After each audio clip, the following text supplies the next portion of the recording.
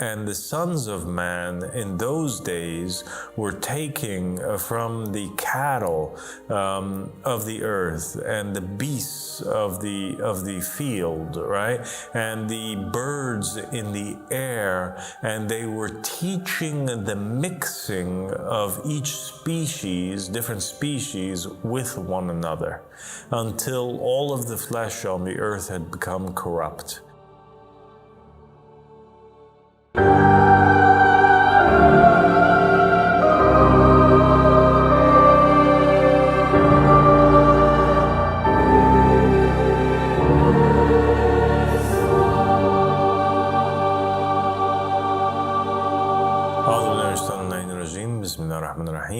اللهم صل على محمد وآل محمد الإمام المهدينا وسلم تسليما. Assalamu alaikum wa rahmatullahi wa barakatuh. My dear brother and companion Ismail.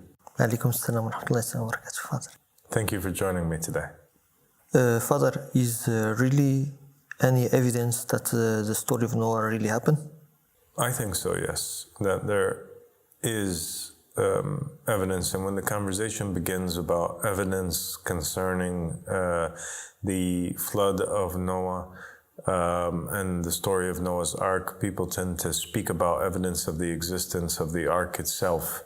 But I think that there still exists today a different type of evidence, and one that has to do with the animals, actually. So there is this book. It's a book that is called the Book of Jasher.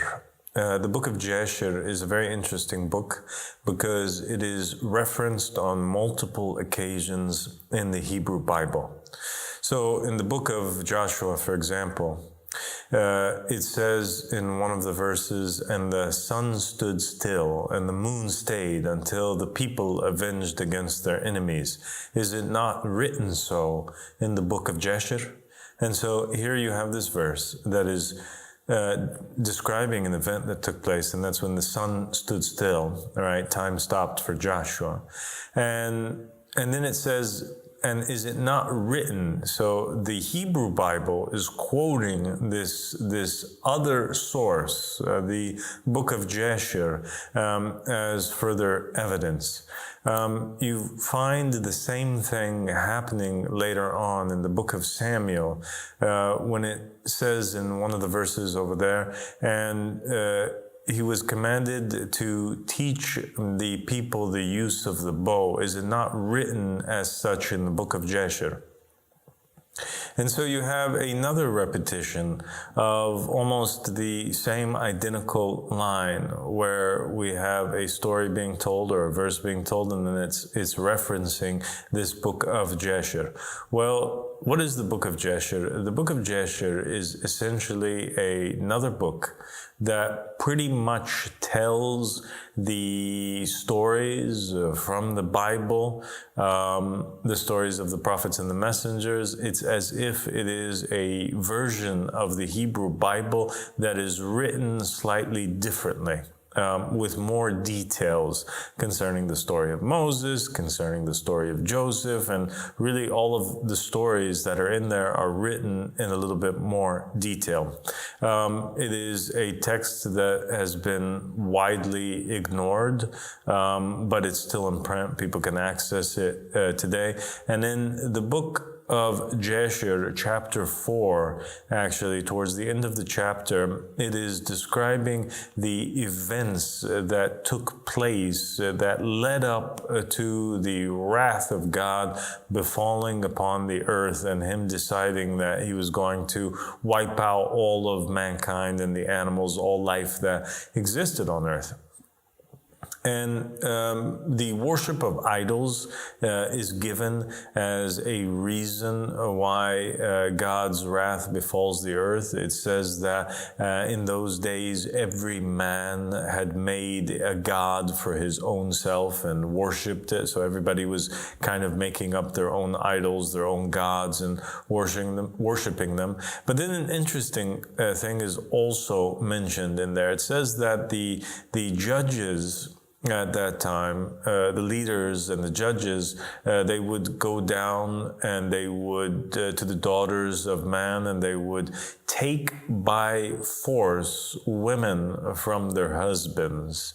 And then it said that, and the sons of man in those days were taking from the cattle of the earth and the beasts of the field, right? And the birds in the air, and they were teaching the mixing of each species, different species, with one another, until all of the flesh on the earth had become corrupt. And so in this fascinating verse, from this fascinating book, the book of Jasher, you find in there a reference to the fact that the people, in order to provoke the Lord, right, were upsetting God and seeking to make themselves God above God by taking different animal species that existed at that time and mixing them together to create new species. And I think that's a fascinating thing, because we do find in a lot of the Babylonian and Egyptian writings and drawings that we have today, these depictions of creatures that are in many occasions half man, half animal, such as the Sphinx or other than that. But you also have depictions of creatures like the Amet in ancient Egyptian mythology, which is a creature that has the head of a crocodile. It has the two front feet of a lion or cheetah, and then you have the hind legs of a hippopotamus. So it's a creature which is essentially a hybrid, a mixture of these three creatures: the hippopotamus, the lion, and the crocodile.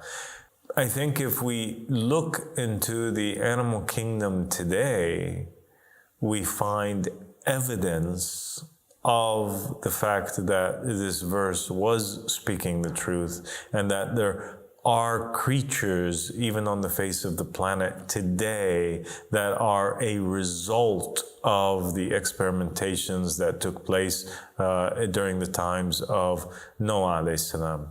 For example, you have the okapi, which is a mixture between a giraffe and a zebra. It's neither a giraffe nor is it a zebra. And that is clearly a mixture of two creatures. You have the platypus, which is a clear mixture of a duck and a beaver. And the platypus is a fascinating creature because even though it is a mammal, it lays eggs like a reptile or like a duck, a bird, so to speak. You have also the maned wolf, which is a mixture between a fox and a wolf. You have the red panda, which looks like it's a mixture between a panda, a raccoon, and a fox. You have the narwhal, which is a mixture between a walrus and a whale. And these are just a few of the examples of these odd creatures that exist in our world today that actually are the descendants of these hybrid creatures that were created by people in the time of Noah alayhi salam. It's amazing. Thank you so much, Ismail.